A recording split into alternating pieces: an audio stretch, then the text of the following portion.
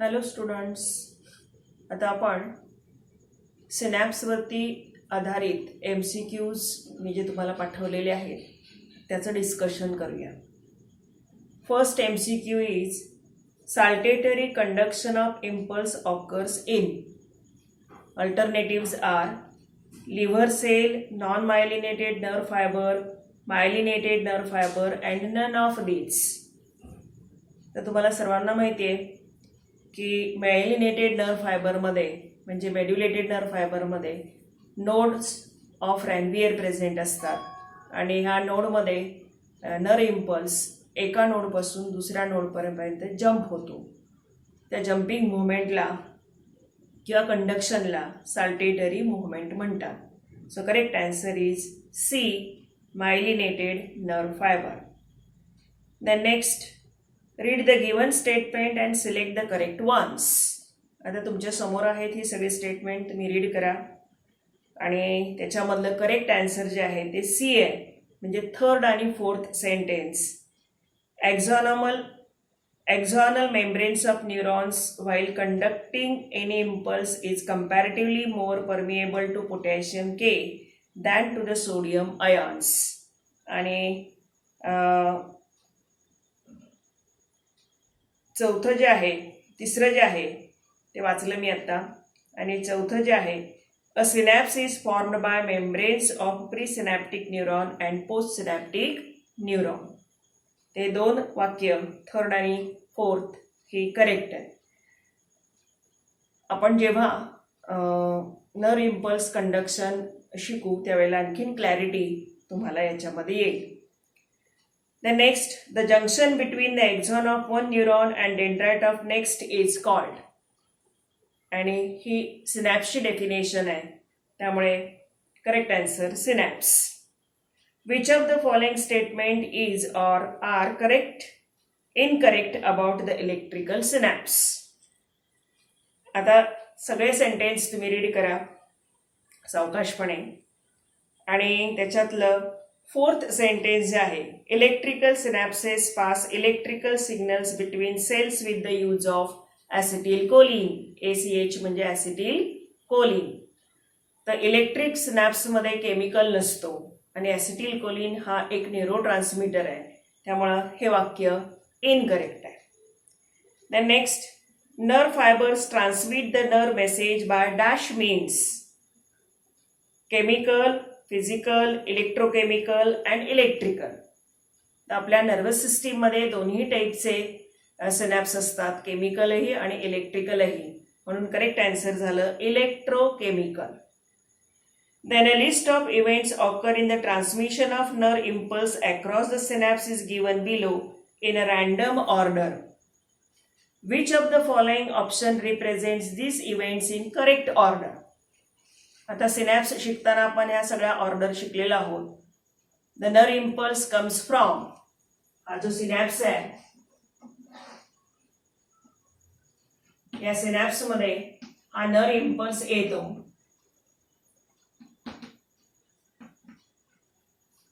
हा nerve impulse आला की मग हे जे सिनॅप्टिक व्हेसिकल्स आहेत हे न्यूरो ट्रान्समीटर रिलीज करतात.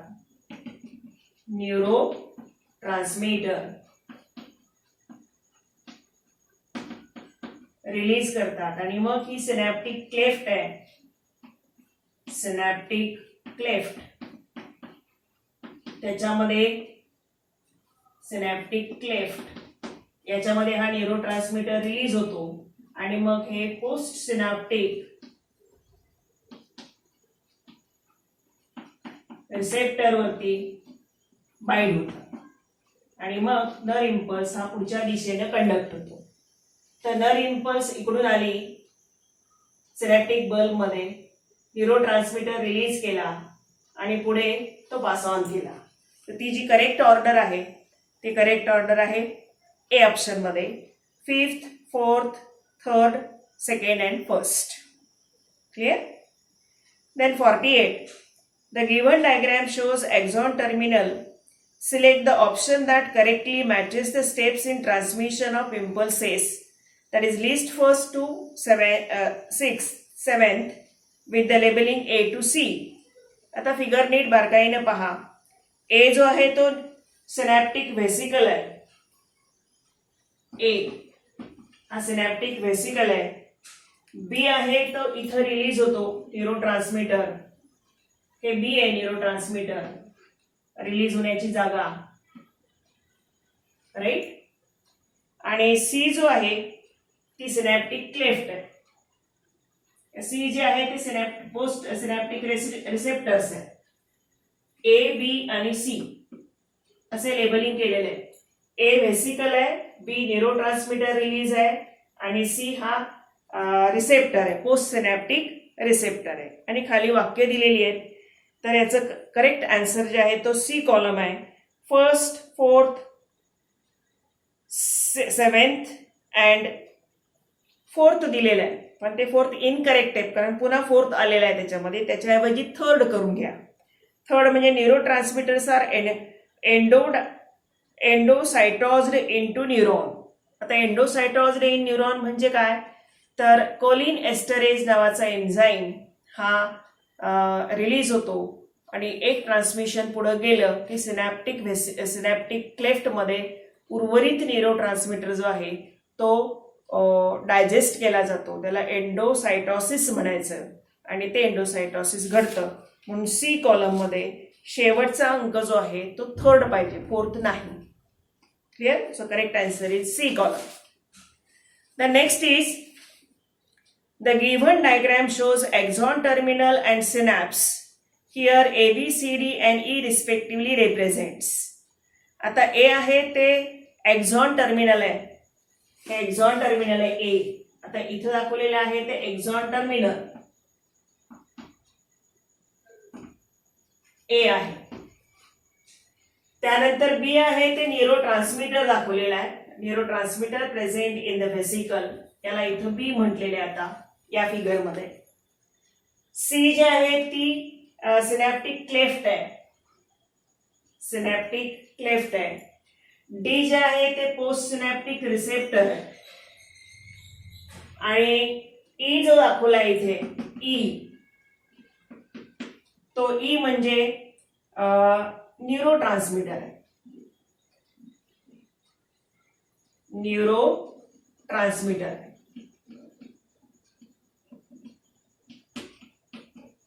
Right? So A axonal terminal, B synaptic vesicle,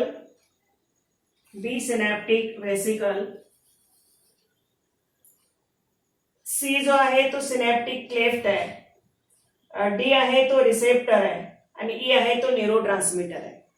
बरोबर. तर तो सिक्वेन्स करेक्टली जो आहे तो बी या ऑप्शन मध्ये. So correct answer is B. Then which one of the following does not act as neurotransmitter? Alternatives are cortisol, acetylcholine, dopamine, norepinephrine. तर ऍसिटिलकोलिन, dopamine आणि नॉरएपिनेफ्रिन हे तिन्ही न्यूरोट्रान्समीटर्स आहेत. नॉरएपिनेफ्रिन म्हणजे नॉर ॲड्रेनालिन. लक्षात ठेवा, हे तीनही बी, सी आणि डी न्यूरोट्रान्समीटर आहेत. कॉर्टिसॉन हा हार्मोन आहे, म्हणून करेक्ट आन्सर झालं A, cortisone. Then read the given statement and select the correct option. तर सगळी सेंटेन्स रीड करा तुम्ही आणि त्याच्यामध्ये जे करेक्ट आन्सर आहे ते आहे D. Statement 2nd and 3rd are correct but statement 1st and 4th are incorrect. Read केल्यानंतर तुमच्या ते बरोबर लक्षात येईल. सो 51 जे MCQ आहे त्याचं करेक्ट आन्सर आहे D. Then 52, in unidirectional transmission of a nerve impulse through nerve fiber is due to the fact that. चारही ऑप्शन्स रीड करा. त्यातलं डी ऑप्शन जे आहे, neurotransmitters are released by the axon endings and not by the dendrites. आताच आपण इथे पाहिलं की हा जो न्यूरोट्रान्समीटर आहे, हा न्यूरोट्रान्समीटर ही एक्झॉनल टर्मिनल रिलीज करतात. हा पोस्ट सिनॅप्टिक म्हणजे हा डेंड्रॉन आहे पुढचा, हा डेंड्रॉन रिलीज करत नाही. So correct answer is D. And the last one is, which of the following option correctly describes the sequence of structure present between receptor and effector when D refers to dendrite, A refers to axon, S refers to synapse, and CB refers to cell body.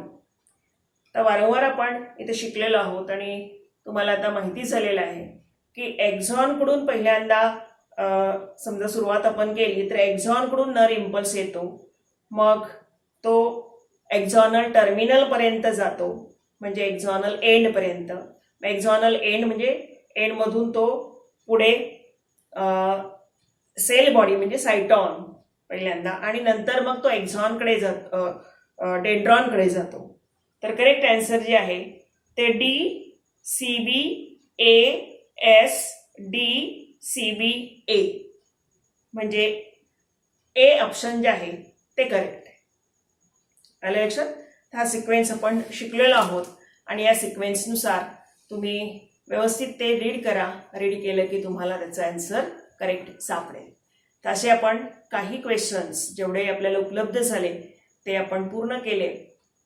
होमवर्कसाठी पुन्हा पुन्हा ते वाचा म्हणजे तुम्हाला ते बऱ्यापैकी समजतील. थोडे हायर लेवलचे आहेत तरी सुद्धा करायला हरकत नाही. Okay, thank you.